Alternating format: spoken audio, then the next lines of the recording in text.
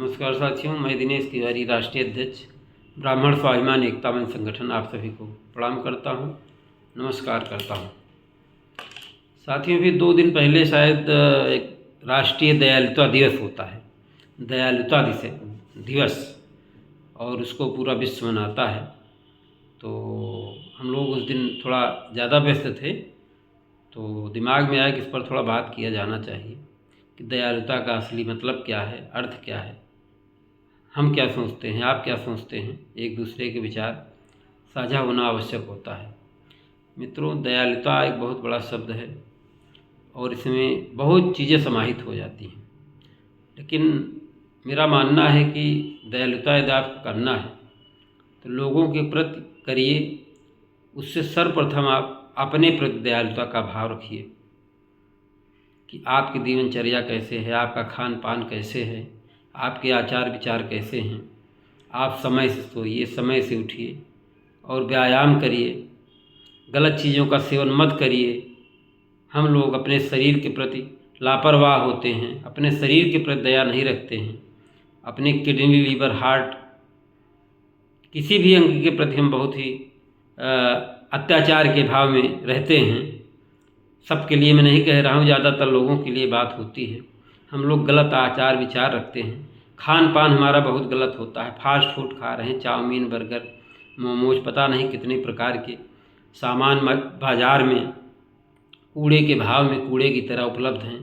खाने का काम करते हैं, दिन भर गुटखा पुकार खाने का काम करते हैं। ये अपने शरीर के साथ हम अत्याचार करते हैं, उसके साथ दयालुता कभी नहीं दिखाते हैं। और इसी प्रकार से लोग शराब की नशा करते हैं, लीवर किडनी खराब करते हैं। तो सर्वप्रथम अपने शरीर के प्रति, अपनी अंतरात्मा के प्रति आप दयालु होइए। जब आप अपने प्रति प्रेम रखेंगे, अपने प्रति दया का भाव रखेंगे, तो निश्चित रूप से आप दूसरों का कल्याण कर सकेंगे, लोगों के विषय में अच्छा सोच सकेंगे।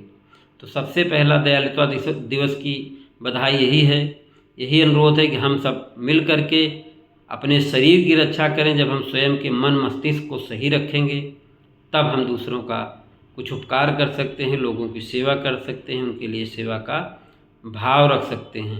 हम लोग बार बार इन विषयों पर चर्चा करते हैं कि हमें गलत संगत, गलत आचार विचार से बचना चाहिए, गलत आहार से बचना चाहिए, और इसमें जब तक हम सुधार नहीं लाते हैं तब तक हमारा जीवन बड़ा अस्थिर हुआ रहता है और हम सोच कर भी लोगों की मदद और सहयोग नहीं कर पाते हैं।